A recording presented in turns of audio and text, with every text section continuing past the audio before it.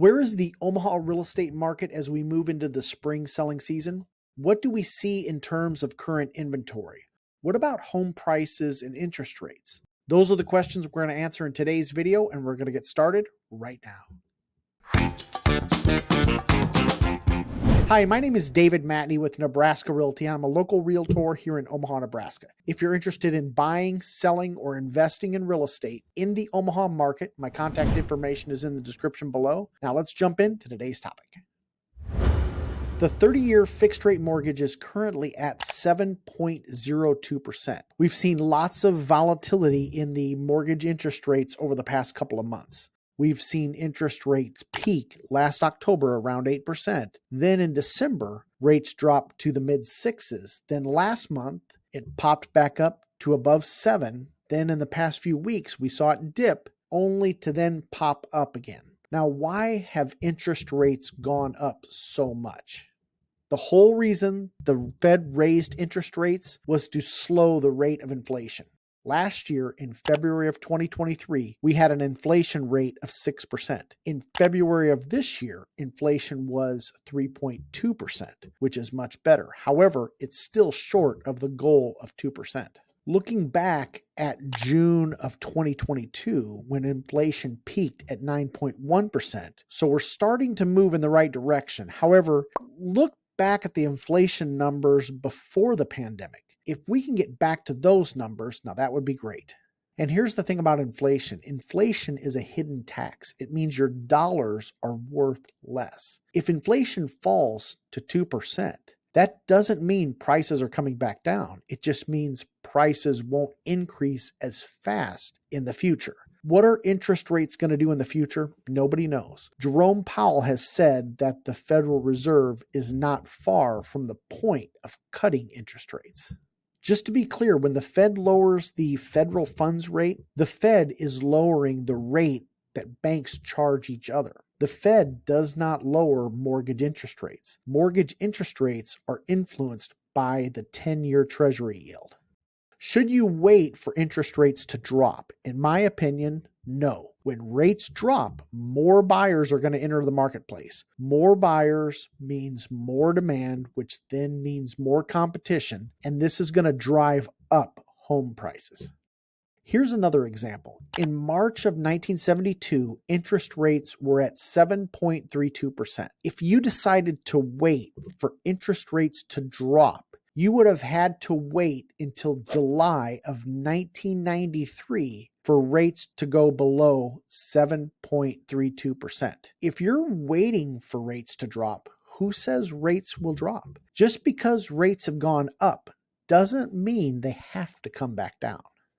You want to buy a home when it makes sense for your budget. Buy a home you can afford in a halfway decent area. Plan to be there for at least 5 years. Maintain the property. Make sure you budget for future repairs. Have some money set aside in an emergency fund just in case you hit a rough patch. And over time, you'll eventually win. It's not very sexy. Unfortunately, it will take time to get prepared to be in a position to buy a home in today's market. If you're of the mindset that prices went up so fast that they have to crash, you're going to be in for a huge disappointment. Nobody can predict the future, but if you think prices have to come down, you might be in for a rude awakening. Remember, close to 30% of the transactions are cash, and those folks are not affected by interest rates. All right, I'm going to say something political now, and it's an election year, and this all plays a part. I know President Biden mentioned several tax credits and money for first-time home buyers in the State of the Union address, and that's all politics. That's not going to happen. And here's the other thing, too. If you give people money and more buyers enter the marketplace, you didn't fix the problem. The problem with today's market is not on the demand side of the equation. The problem is with affordable existing homes. We don't have enough affordable existing homes on the market, so we need to fix the supply problem and not the demand side. And here's the other thing about YouTube. You should never take financial advice from anyone in the world of YouTube. Everyone's going to be in a different situation. Now, will you ever be in a 100% perfect position to buy a home? Probably not. Is it ever the absolute perfect time to buy a home? And the answer is no. Keep this in mind too. So many people try to scare people about the economy. Now, I'm not saying you shouldn't pay attention to the news or the economy, but you have to look at it and you have to do what is best for you and your family. And that doesn't mean you shouldn't exercise caution and do your due diligence. Now, in any purchase you make, especially in real estate, when you're talking about the price being so high, you should exercise caution. And here's a couple of things to remember. The perfect home doesn't exist. Homes sell for market value, and every market is going to be different. Now let's talk about inventory.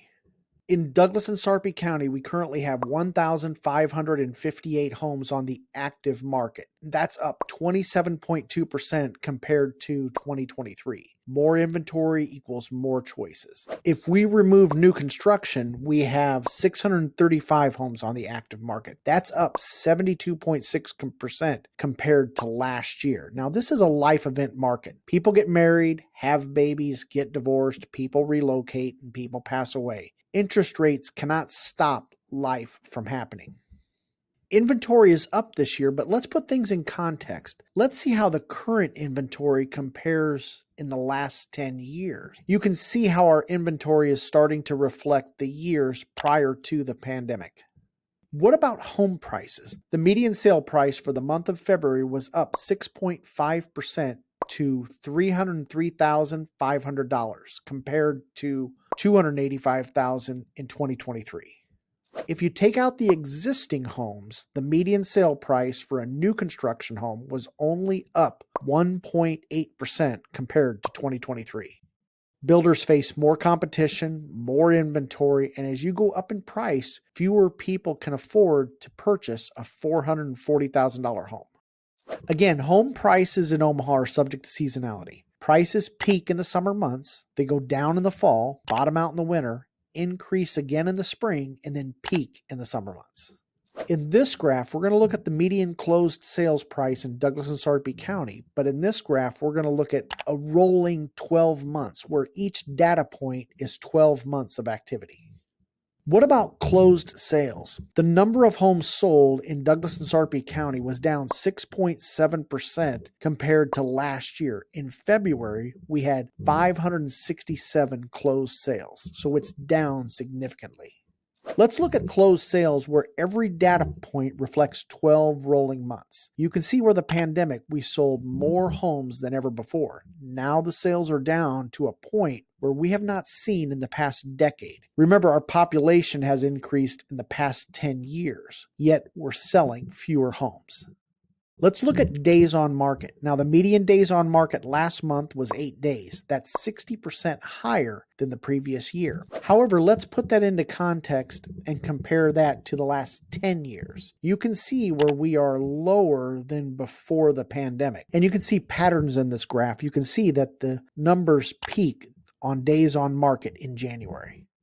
What about months of supply? We currently have 1.8 months of inventory. That means if no other homes come on the market, it would take 1.8 months to exhaust the current inventory.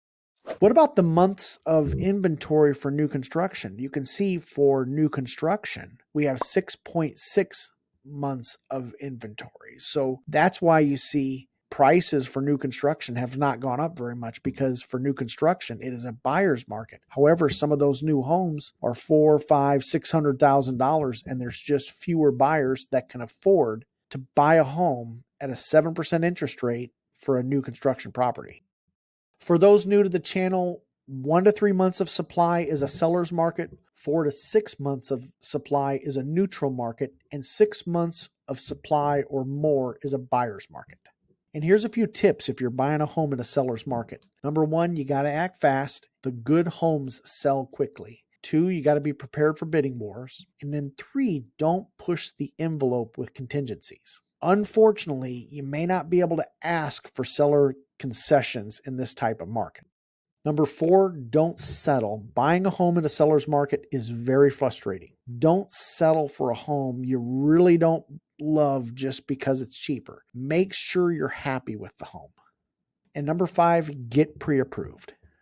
If you're a seller, be careful not to overprice the property. And then the other thing too, if you're in a bidding war situation, sometimes As a seller, the highest offer is not the best offer. Just because you're selling in a seller's market, you're still going to be in competition. You want your home to stand out. You want it to be deep cleaned. You want those little repairs done before you go on the market. And one more thing, if you're a seller, have your furnace cleaned and serviced before going on the market, because Dad the Deal Killer exists in any market.